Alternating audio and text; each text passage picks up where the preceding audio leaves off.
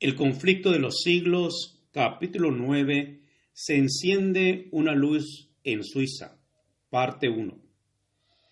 En la elección de los instrumentos que sirvieron para reformar la Iglesia, se nota el mismo plan divino que en la de quienes la establecieron.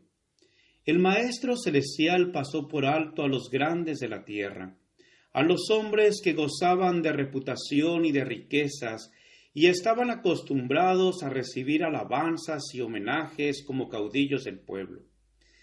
Eran tan orgullosos y tenían tanta confianza en la superioridad de que se jactaban, que no hubieran podido amoldarse a simpatizar con sus semejantes, ni convertirse en colaboradores del humilde Nazareno.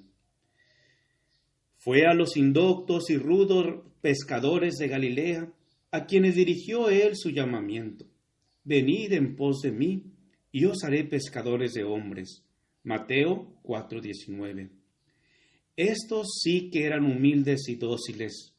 Cuánto menos habían sentido la influencia de las falsas doctrinas de su tiempo.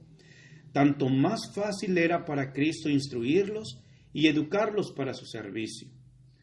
Otro tanto sucedió cuando la Reforma. Los principales reformadores eran hombres de humilde condición y más ajenos que sus coetáneos a todo sentimiento de orgullo, de casta, así como a la influencia del fanatismo clerical. El plan de Dios es valerse de instrumentos humildes para la realización de grandes fines. La gloria no se tributa entonces a los hombres, sino a aquel que obra por medio de ellos el querer y el hacer según su buena voluntad. Pocas semanas después que naciera Lutero en la cabaña de un minero de Sajonia, nació Ulrico Zwinglio en la choza de un pastor de los Alpes. Las circunstancias de que Zwinglio se vio rodeado en su niñez y su primera educación contribuyeron a prepararlo para su futura misión. Criado entre bellezas naturales e imponentes, quedó desde temprano impresionado por el sentimiento de la inmensidad, el poder y la majestad de Dios. La historia de las hazañas que tuvieran por teatro sus montes natales inflamó las aspiraciones de su juventud. Junto a su piadosa abuela, oyó los pocos relatos bíblicos que ella espigara entre las leyendas y tradiciones de la Iglesia.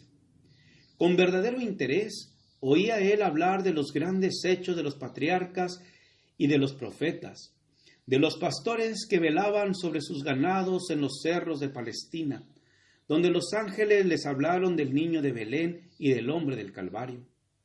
Lo mismo que Juan Lutero, el padre de Zwinglio, deseaba dar educación a su hijo, para la cual dejó éste su valle natal en temprana edad.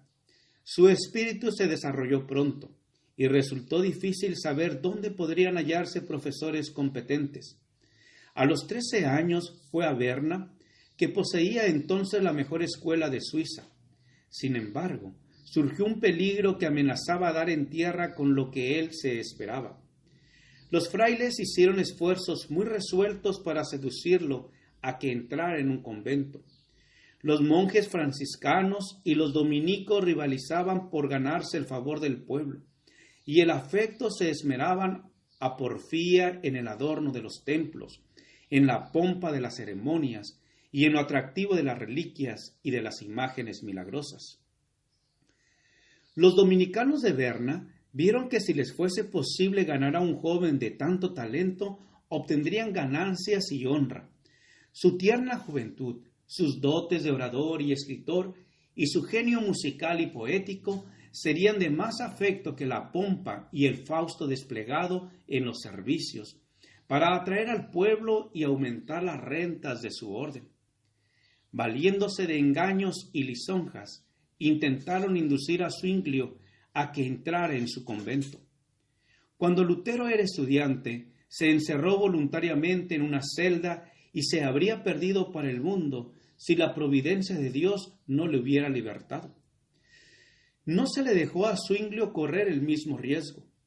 Supo providencialmente su padre cuáles eran los designios de los frailes, y como no tenía intención de que su hijo siguiera la vida indigna y holgazana de los monjes, vio que su utilidad para el porvenir estaba en inminente peligro, y le ordenó que regresara a su casa sin demora.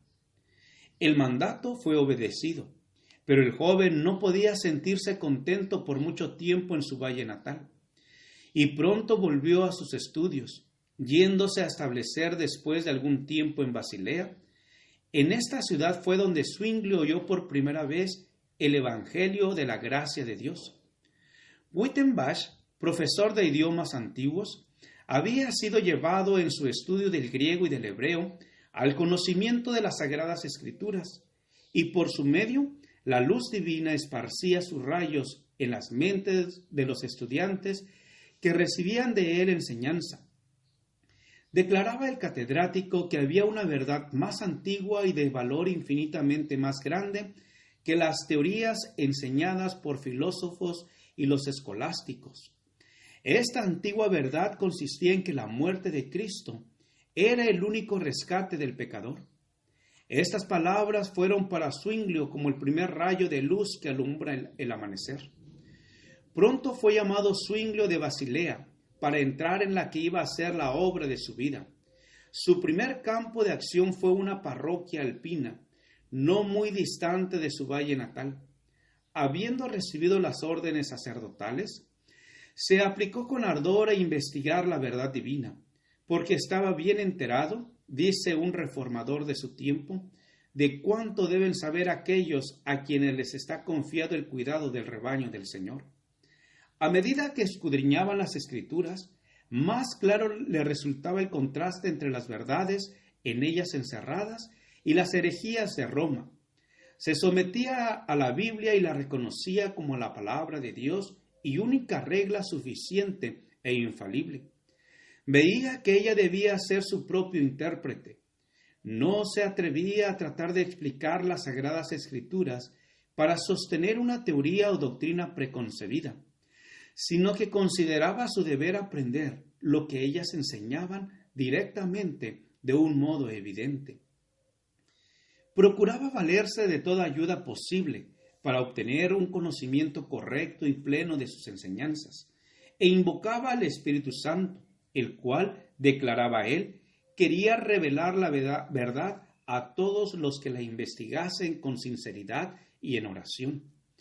Las Escrituras, decía Zwingli, vienen de Dios, no del hombre, y ese mismo Dios que brilla en ellas te dará a entender que las palabras son de Dios. La palabra de Dios no puede errar, es brillante, se explica a sí misma, se descubre, ilumina el alma en toda salvación y gracia, la consuela en Dios y la humilla hasta que sea anonada, se niega a sí misma y se acoge a Dios. Zwingli mismo había experimentado la verdad de estas palabras. Hablando de ello, escribió lo siguiente: cuando comencé a consagrarme enteramente a las Sagradas Escrituras, la filosofía y la teología escolástica me suscitaban objeciones sin número, y al fin resolví dejar a un lado todas estas quimeras y aprender las enseñanzas de Dios en toda su pureza, tomándolas de su preciosa palabra. Desde entonces pedí a Dios luz y las Escrituras llegaron a ser mucho más claras para mí. Gracias por escuchar este audio.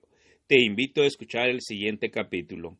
Jehová te bendiga y te guarde. Jehová haga resplandecer su rostro sobre ti y tenga de ti misericordia. Jehová alce sobre ti su rostro y ponga en ti paz. Con aprecio, el pastor Juan Manuel Flores Espinosa.